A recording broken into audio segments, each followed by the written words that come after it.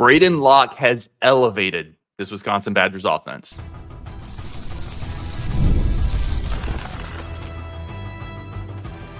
You are Locked On Badgers, your daily podcast on the Wisconsin Badgers. Part of the Locked On Podcast Network, your team every day. What is going on, Badger fans? Welcome to Locked On Badgers, your team every single day. Really do appreciate everybody tuning in, part of the Locked On Podcast Network. Today, we're going to be talking about Nolan Winter, potentially starting at the 4, what that running back rotation should look like. But we are going to start with Braedyn Locke and the impact he's had on this offense. Today's episode brought to you by FanDuel. Place your first $5 bet. You'll get started with $200 in bonus bets guaranteed. Visit FanDuel.com to get started. Great guest jumping on the show, the master of Badgers analytics and data. We got Gardner Fickle. Start here. Last 2 weeks, Braedyn Locke, what have you seen from him from maybe a data analytics standpoint, and how has he elevated this offense? Yeah, I think you maybe even have to start with Phil Longo and what he's dialing up, and actually, he kind of talked about it in his interview that he did with the media 2 weeks ago about how Braedyn has been checking at the line, but we've seen a significant increase in the amount of play action RPO that he's run over the last 2 weeks versus Purdue and Rutgers, and that's had pretty strong correlations to his passing composite, yards per attempt, completion percentage. So I think, and that's been a staple of Phil Longo's offense basically his entire career. And one thing we did see in 2023 when Braedyn Locke kind of stepped in for an injured Tanner Mordecai is that play action RPO percentage dropped pretty significantly. And that's one of the things that I've been harping on pretty hard on Twitter or X or whatever to see more of that. And it's a little bit different than what you see from Van Dyke from the RPO game, play action game, and even Mordecai, where it's a lot of the kind of the backside action. And Coach Anderson, Derry Raid, has done a significant job kind of pointing that stuff out of how that's been unique. But we've seen that tick up, and we've seen his performance just rise pretty significantly. Well, and I think that's a really interesting part of this is it's not that element of the offense goes away when Van Dyke got hurt, because Van Dyke is more the straight line runner than Locke. Locke doesn't necessarily have that element. It's just a different flavor to that same type of RPO action that they're trying to get to. Expand on that a little bit for those who maybe haven't seen Coach Anderson, who the Derry Raid comes on here all the time, has a great insight into the Badgers, watches the All-22 film. But yeah, it's more of that passing component of the RPO than necessarily the quarterback keep component. Right. Yeah. It's the tight end is kind of maybe leaking out to provide some protection. And then there's some backside routes versus the play side run. And so I think that's kind of more to the trust versus tucking and running kind of all out on your own, as we kind of saw with Van Dyke earlier in the year. How much of this do you think is the offense is getting more experience, the offensive line receivers playing better as the season went on? How much is Braedyn Locke? How much is the competition? Like, how do you – obviously, it's always tough, especially in college football, where you don't have as many data sets to pick from. In baseball, you have 162 games. Basketball, you got 82 in the NBA, right? In football, Braedyn Locke is coming off the best stretch of his career, also against two teams that aren't very good. Like, where are you from a data standpoint? How do you sparse out that information? Yeah, so I think the teams we played the last 2 weeks were not very good, just in the way they performed, right? Rutgers had shown really some actually pretty good life to start the year, but injuries, I think, played a factor. They had some guys out, but from a data standpoint, it's pretty. The thing that I'm looking at most is they're actually starting to stretch the field a little bit more. So his deep shot rate was 4% versus Bama, jumped up to 8%, and this is 20 yards down the field shots. And Purdue and Rutgers over 10%. So they're starting to stretch the field a little bit more vertically as opposed to just horizontally that we've seen through most of the Phil Longo experience. And I think that's starting to open up a little bit more of the run game, taking some guys potentially out of the box where those double teams don't have to be, extremely on point. And it's just given us a little bit more of a breathing room to execute. And so I'm hopeful that, Northwestern's a very stout defense. And so I'm interested to see how that starts to perform versus them, because I think that can give us a lot of confidence to go throughout the rest of the year. Yeah, I love your point about opening up deeper shots, opening up that offense, which pushes safeties, maybe someone out of the box. Because I think Vinny Anthony his ability to create some pain down the field for opposing defenses, like it creates a problem for defensive coordinators now who have to at least be aware of that. Where in the past, it's been a while since we've had a guy that you've had to be aware of, averaging 26 yards per catch on the season. He's given this offense some juice in that standpoint. Very curious on your take on this. Would this have come together like this for Tyler Van Dyke, do you think? Like if he had kept in this system and not gotten hurt? Or is this something intrinsically that just Braedyn Locke brings to the offense? That's such an interesting question, and impossible to know for certain. And especially just, you try to read the tea leaves of what Luke Fickell was saying, post Alabama, USC, of did they really hold back versus Western Michigan and South Dakota? So we really didn't ever see what Tyler Van Dyke was going to do. Were they going to take these type of deep shots with Vinny Anthony and the like? Who knows? But we're seeing it now with Braedyn Locke, and I think we've just got to be really confident that he's taking those deep shots. A little one in the second drive versus Rutgers got a little overzealous, but I mean we're starting to see those deep shots, and we're starting to see the Phil Longo, stretch him vertically, stretch him horizontally, come to fruition. Who's to say that Tyler Van Dyke wouldn't have done that? I'm not going to say that because everything he's shown through his time at Miami was that he's very comfortable and very adept at taking deep shots. His on-target rate didn't really drop, as you saw with Tanner Mordecai taking those deep shots in his time at Miami. So I'm pretty confident that we would have been able to see this thing play out pretty similarly, but just kind of in a different way in the RPO game. Yeah, it was very funny when you think back to the offseason. We got Tyler Van Dyke, landed him, and everyone said, there's our deep shot guy. Can't wait. We're going to push the ball downfield. And it's really Braedyn Locke, the guy riding in to save the day on that front. Yeah, I'm curious, man. Looking at Northwestern, I know you'd mentioned some of the stuff defensively. Very curious to see how it matches up this week. What do you think you need to see or want to see from this week? Because you're not necessarily going to score. You're not going to score 52 every week, right? So what does a third good week look like if it's not just a drubbing?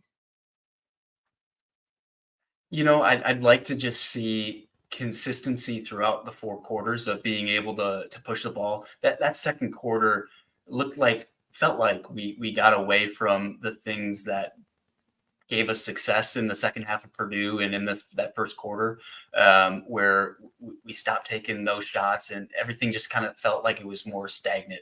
I just like us to consistently try to keep the defense off balance, and doing that versus a very stout Northwestern team is maybe going to be 24, 28 points, but we got to be okay with that, knowing, hey, if we can just consistently push the ball downfield, play a little of that field position game in a game like this, that's okay. That's going to be very good versus a really stout Northwestern defense. I think that they're not, their offense is putrid, but their defense is very solid. Yeah, I think my score prediction, all right, I know my score prediction, I put it up 27-17. I think if you score 27, win by 10, that's a really good win on the road again in a spot it can be kind of a tough spot. Looking ahead to Penn State, that's going to be a massive game. I'm right there with you in scores. I want to ask you this and play a little devil's advocate. I love what I've seen from Braedyn Locke the last 2 weeks. I'm not saying it's a mirage, but this is the best 2 weeks of Braedyn Locke that we've seen, and he's had 4 touchdowns and 3 picks through the air. Like, is it possible we're overvaluing a little bit what we've seen the last 2 weeks? I think that there's fair concern just given what the sample size of the peak performance has been against, right?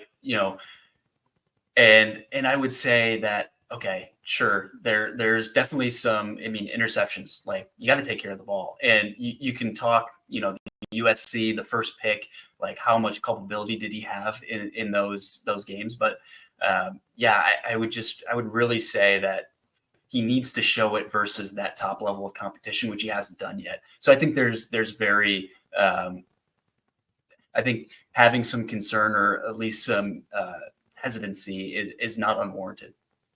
Benson Smooth says confidence not only vital to quarterback, but it's also contagious. The whole offense just looks like more of a unit. The more Locke improves, that's 100% true. Like, quarterbacks lead defense.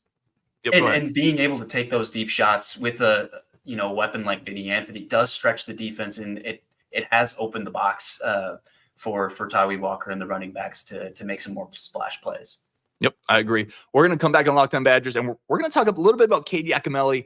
I think he needs more carries. We're going to see if the data agrees with that. That's coming up next, Locked On Badge. We're going to take one quick break for our friends of the show. Get back to this incredible episode. Today's episode is brought to you by our amazing friends over at Hims. Listen, life is a blender of spontaneous moments. You can be sitting there on the couch, having the IPA, a bowl of Cheetos in front of you. Then you watch Kenzel Doe go ahead and house a punt return, or you see Graham Mertz look like Dan Marino in his first action, or you see Slam Sam Decker catch an oop and bring it home. And you want to be ready in those moments. That's what Hims is here for. Hims is changing men's healthcare by providing you with access to affordable sexual health treatments from the comfort of your couch. The process is 100% online. There's no need for uncomfortable doctor's visits. No insurance is needed, and one low price covers everything from treatments to ongoing care. With hundreds of thousands of trusted subscribers, Hims helps you find the ED option that works for you. For when those Kenzel Doe, Melvin Gordon magical moments hit, you want to be ready for those. Start your free online visit today at hims.com/lockedon. That's hims.com, hims.com/lockedon for your personalized ED treatment options at hims.com/lockedon. The products mentioned are chewable, compounded products which are not approved or verified for safety or effectiveness by the FDA. Prescriptions require an online consultation with a healthcare provider who will determine if appropriate restrictions do apply. See website for details and important safety information. Subscription required. Price varies based on products and subscription plans. All right, let's get back into this incredible show. All right, coming back into this, I really want to talk about KD Akamelius, running back rotation, guard your fickle.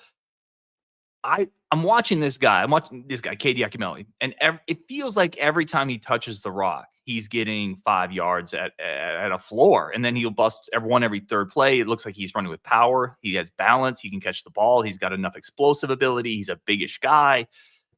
He's averaging 8+ yards per carry. The eye test says he has to play more, and that's not a knock on Dupree. It's not a knock on Walker. What does the data say? The data echoes exactly what you're saying. And when you look at some of these charts that I build up to look and kind of take into account all of the Badgers players, I mean, he's breaking the charts. That's the level of performance we're seeing. When you look at rush yards over expectations, or RYOE, and that's just kind of taking into account all the different factors that go into a play. Like 3rd and 20, a halfback draw for 13 yards isn't the same as a 4th and 1 at the 5-yard line and getting 4 yards a carry there. And so it kind of takes into those factors into account and says, okay, what should we expect on this state, and where did you get? And he's consistently been positive RYOE per rush every game. Nearly every game. I think maybe the USC game he was a little bit below, but I mean, he is just proven time and time again, when he's given the rock, he's going to make some big plays. So I think he absolutely deserves much more touches than he's been given. And now that's going to mean that his production and these statistics are going to go down. But you're underutilizing him given what he's produced so far by not giving him more touches and more carries. Yeah, and you're hitting on a very good point there. The argument is certainly, well, he's not an 8-yard per carry game guy, or per carry guy if you give him more touches. Absolutely. Like 100%. Just like if you bring up a guy from AA in baseball and he's hitting 600, he's not going to keep hitting 600, but it's worth it to find out if he's a 300 hitter, right? It's right. Worth it to find out if what he truly is with more of a workload. And the truth in Yak, when you chisel away you give him a bigger sample size and you chisel away the small sample size, the truth might be like a 5.5 yard per back guy. And physically, he looks like that to me. Yeah. When you look at, what are these EPA RYOE metrics really judging? It's really a judgment of how many explosives can you generate, right? And in his limited time, he's generated a significant amount of explosive runs. That's why he's breaking these charts. Now, can he have the same level of explosiveness with increased usage? Now, that's the key question.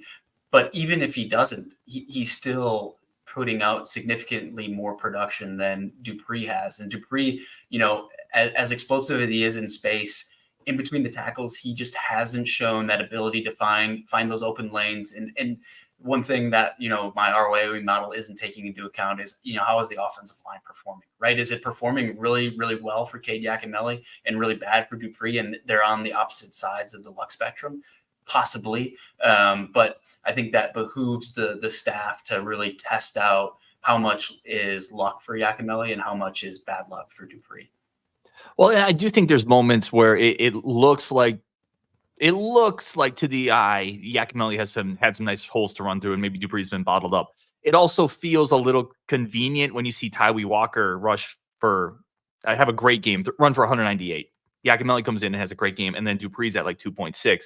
It can't all be the offensive line, I think is my point. Yeah, and I would say the exact same thing. Let me ask you this then. We like Dupree. I agree with you. I'd like to see him in space more. I'd like to see more catches in the flat. You remember Braedyn Locke last year in his role as just literal receiver in the flat. I felt like that was his primary role, not halfback. Dupree more in that role. Dupree in some screens, jet sweeps. I would like to see him more on the edges. But how do you, knowing we want to keep Dupree involved, I think Tyree has to be the sledgehammer. He has to be the one. How do you increase the reps for Yak if we both agree he probably needs more and we want to keep those other two guys involved, knowing Coach Fickell wants to have that two-man rotation as he's talked about? I would love to see more two-back sets out of Dupree and Yakimelli. Just really gives that backfield a lot of dynamism and a lot of opportunity to work them in the passing game. And that's really where I'd like to see it, because then it gets you out of right. If you've got 15 plays that you want to divvy up between Yak and Dupree, well, why not just get them on the field at the same time? Now, obviously, there's different protection schemes, a lot of different things that we're probably not taking into account when we ask for that. But definitely there's certainly some aspect of, we've seen a lot of 2-back, 3-back sets. And so why don't we see more of that when, our explosive playmakers are coming out of that running back room? Yeah, I think you can add more of it back there. I agree there. Talk to me about this matchup with Northwestern rush defense specifically. We talked a little bit about that Northwestern Wildcat defense being the strength of their team. The last 2 weekends, statistically, Rutgers and Purdue, not great rush defenses. They've given up a lot of yards and yards per carry. Northwestern's on the other end of that spectrum, haven't played a tough schedule. But is this one of those litmus tests for this rushing offense, do you think, this weekend? I think absolutely. And even if you think about, this new stadium on the lake, how much is the wind going to be a factor? There's definitely an aspect of we're going to need to run the ball, and it's going to be in situations where we're not expected to get a lot of yards. So I think this is definitely a litmus test of can we lean on this group, right? Fickell has said time and time again that this is a group that needs to be leaned on, wants to be leaned on. And so I think we're going to see it this week for sure. Well, let's finish up here with the Northwestern, because next segment, we're going to talk a little basketball, which I'm excited to do. That season's coming up. What is your Northwestern prediction? How do you feel this game is going? And do we need to win? I'm not going to say a blowout, but does it need to be a bit of a convincing victory to keep the Badgers kind of trending in the right direction? Yeah, I think definitely it needs to be a 1-score plus game. Now, is that 7 points? Is that 10, 14? I think it's going to be somewhere in that range. So I'm thinking somewhere around the 27-10 is my gut feel right now. But I think Northwestern, just in the how grimy it could get with the conditions and just how stout their defense is, I could see that definitely being a 21-10 type of matchup in prediction. Jake says, to impress me, Badgers need to blow out Northwestern. I expect them to win. Anything less would be a downtrend for the team. I just don't know anybody can expect to win in Evanston after the last 15, 20 years of Badger football. Yeah, it's got a ton of bad juju. Yeah, it does. There's no beating that. Hey, man, let me know really quick, or not me, let everybody know where they can find your work before we jump to the next segment. I've said consistently, I think you're one of the more authentic and unique voices that cover the Badgers. I always check out your stuff on Twitter, but where can other people find all the good stuff you're doing? Yeah, on Twitter, X at Gardner Fickell. I'm always, game day tweeting out analytics and kind of walking you through, the drive-by-drive, what's Phil Longo cooking up? How are we performing? Which players are getting a lot of the touches and targets? And so a great game day follow. I have been doing some videos on YouTube, Badgers Analytics. If you look that up, you can find some videos where I dive deeper into the RYOE stuff and some of those metrics deeper. And hopefully we'll get into that a lot more with basketball as well. With the true passion of mine is definitely, love the Badger football, but Badger basketball is where my heart's at. So love it, man. And honestly, the more you corroborate what my eye test says about guys like Yak, the more you can come on the show. So I'm all about it. We're going to take a quick second here. Coming up next, we're going to talk about Nolan Winter, potentially starting at the 4. If you read kind of what Greg Gard is talking about on Twitter today, if the season started today, he would be the starter at the 4 is what Greg Gard said. Should that make us worried or should that make us excited? We're going to talk about that next on Locked On Badgers. All right, we're going to take one quick break for our great friends of the show, and then we're going to jump back into this conversation. But first, today's episode is brought to you by our incredible friends over at FanDuel. FanDuel is awesome. Right now, NFL fans, if you bet $5, you get $200 bonus bets back guaranteed when you place your first $5 bet. FanDuel.com is incredible. The official sportsbook of the Locked On Podcast Network, the biggest sportsbook out there. They are amazing and awesome. And you know that feeling when you hit a home run bet, that 3-team parlay, that 4-team parlay, maybe it's a 5-teamer, and you're sealing the deal with Tyree Walker, reaching over the end zone as you're screaming in the stands, seeing the dollar signs raining from the sky. I mean, I don't know that feeling because I don't ever hit parlays, but I'm sure there's people out there that do. And if you're going to hit those parlays, head over to FanDuel.com to do it again. A $5 bet gets you $200 in bonus bets guaranteed. Spice up your weekend. Do it responsibly as always, but it is the best platform. Parlays, teasers, future spreads. If you were betting on the Badgers, this is the place you have to do it. Again, do it responsibly, but spice up your weekend with the official sportsbook of the Locked On Podcast Network. That's over at FanDuel.com. All right, let's jump back into this show. All right, I want to throw a couple of these comments really quick. We went live, so I'd recognize some of these comments in here. Rajiv says a loss to Northwestern would literally destroy my heart. And I think that's actually the correct use of literally there. A lot of people misuse literally. That one is, it would also literally destroy my heart. I would cease to live. A couple thoughts on Northwestern Lausch being a running quarterback. That does create an element for them. I think that's something that's worth pointing out. We had a comment down here from, I think it was the deputy who said, this guy's wrong. Bo Dragon, Northwestern defense stinks. This guy is wrong. All right. I don't think that's true, but love it. The data would disagree, but whatever. And Will Hanna says, I may come out of retirement to join the show. Will, man, you are always most welcome. Just let us know. Let me know. I will pull up the virtual seat for you. And Downstream Creation says, man, your stash is worth the price of admission. Agree with that as well. All right, let's talk basketball, man. Let's shift gears. I think most people, myself included, thought when Xavier Amos, the transfer, came in, he was nominally slated in as your 4. Like, that's probably the guy who's going to start at a 4. More of a veteran piece. I think his game honestly complements Crowell better than Nolan Winters does if they're both at the kind of where that you want them to be.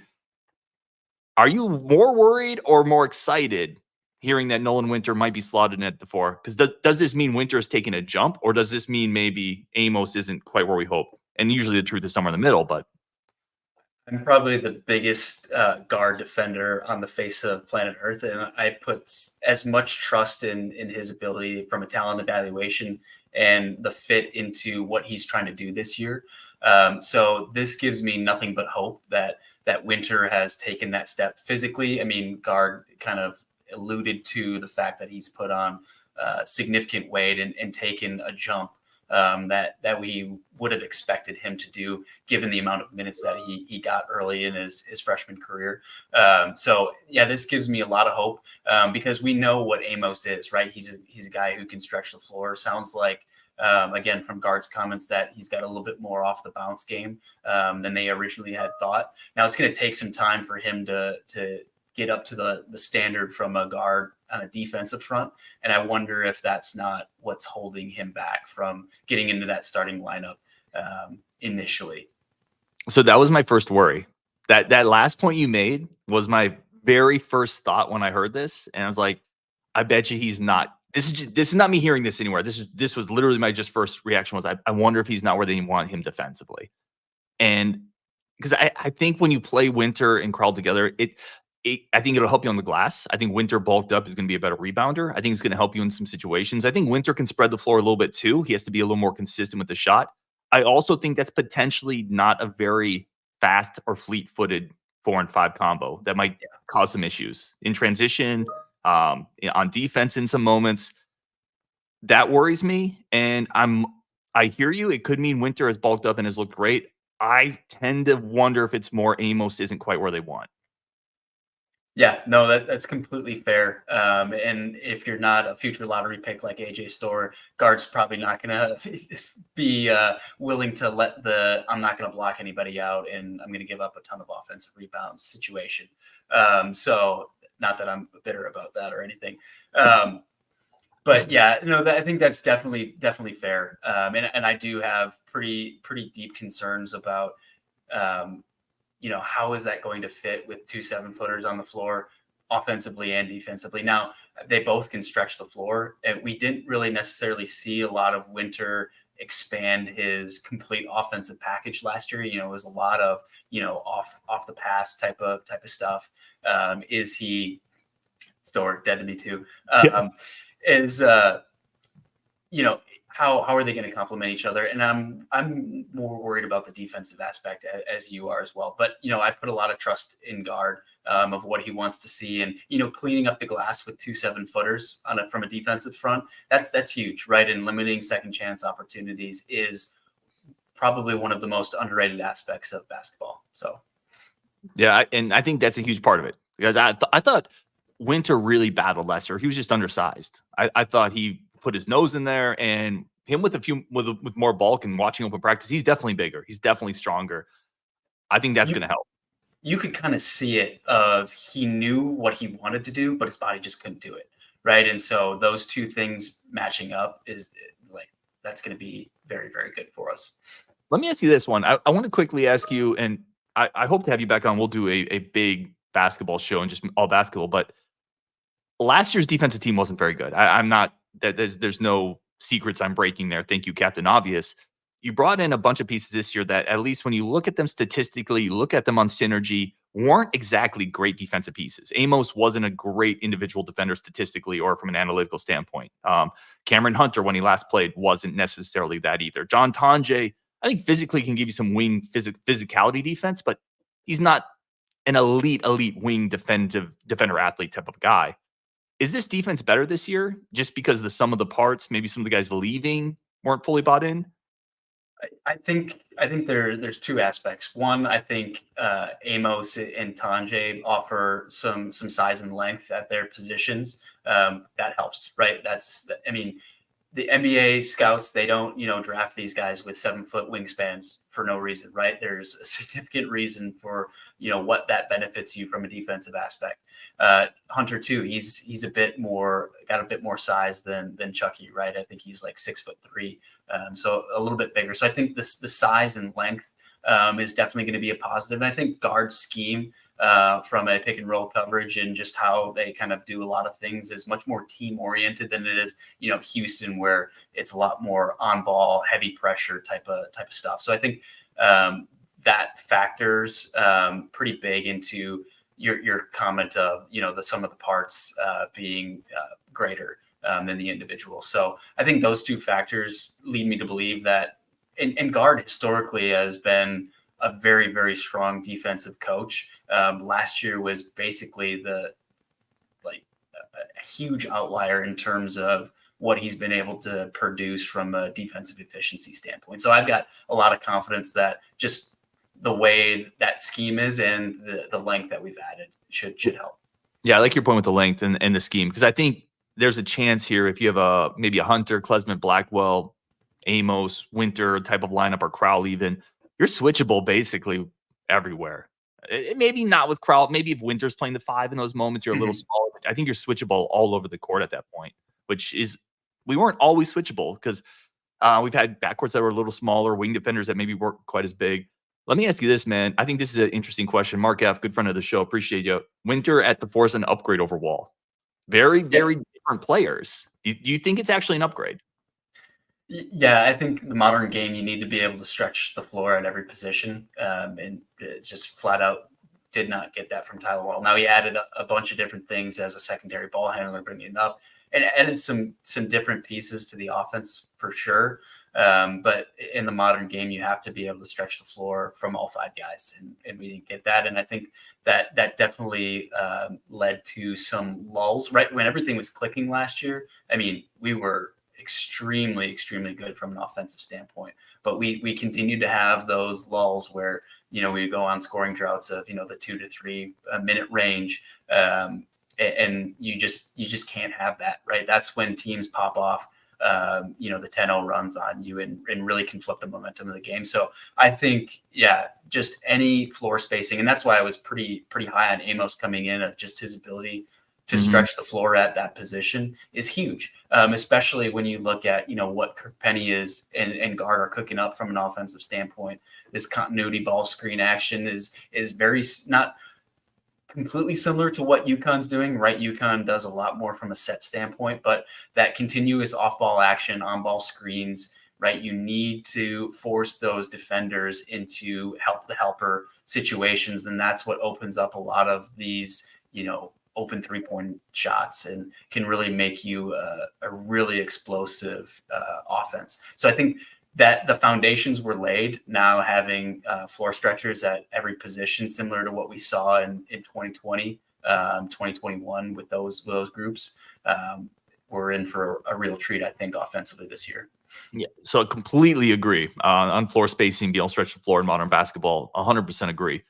I think you can have one guy who doesn't, like if you have an elite guy like an Ethan Happ who can do so many other things, and then but it puts so much pressure on everything else, right? All your other guys have to be lockdown type shooters to make that work. And Crowell's just not a reluctant shooter. Like I wish he would shoot more. We talked about that, but him and Wall just didn't work. I do think there's parts of Wall's game we're going to greatly miss that Winter is not going to replicate. Like you think back to Wall early season last year before he kind of got dinged up. I mean, that guy basically took over against great opponent like Kansas. You think of that Kansas game where Tyler Wall was maybe the best player on that court. I don't think Winter can do that yet. And I don't think Winter, from a defensive standpoint, is quite as versatile. Bigger, more size, but I don't think he's quite as versatile as Wall. Like you mentioned, the secondary ball handling, I think that was a really underrated part of Wall's game. There were points against the press, they would just give it to Wall. So you bring it up. I think maybe it's a wash this year, but the upside with Winter is higher, I think is where I would put it. Yeah, I think that's fair, and for this season in particular. And again, we'll see the development of Amos as well. But I mean, that's a guy who shot at 40% on a pretty high clip, and so I'm excited to see that as a depth piece, even versus some other guys that we've historically brought in over these last 2 years. I'm going to get you out on this one, but I definitely want your answer. I'm very curious about how you think this. The starting lineup may not be the best lineup, and the starting lineup may not be the closing lineup. That's pretty true in basketball at a lot of different levels. What is, in your opinion, too early to fully tell? I get it, and obviously opponents matter in this as well. But in a vacuum, what is the best starting? Not the best starting. The best five the Badgers can put out there. I think the best five is Klesmit, Blackwell, Tanji. Now, this is just me not having seen any of this season so far, but I like Amos and then Crowell, just because he's proven he's a better floor stretcher than Winter, and I just haven't seen it from Winter yet. So that would be my best five. You and I in lockstep, like Legos, man. We're sticking together. That is exactly what I have for my 5-2. I think it's key to get Blackwell and Klesmit together. I think Tanji as a connector and on the wing, the way you can shoot and space the floor and provide some size is incredibly important. He's the type of guy who's going to play. He's going to magnify some people around him, but individually, he's not going to be a guy you look at and say, go get me 16. But he's going to make everybody else better because of his spacing. And then I love the way Amos and Crowell potentially complement each other. 100% agree. All right, he is Gardner Fickle. Please go check out all of his amazing work on Twitter. He's got videos out there too. Go check out what he's doing. I'm Ryan Herrings. This is the Locked On Podcast Network, Locked On Badgers. Go check out Locked On Big Ten next. All the Big Ten news in the middle of this incredible season. Go check them out over there. Man, thank you so much as always for tuning in. We will talk tomorrow. Live show as always after Northwestern, a Northwestern win, I hope, on Wisconsin. We will talk later.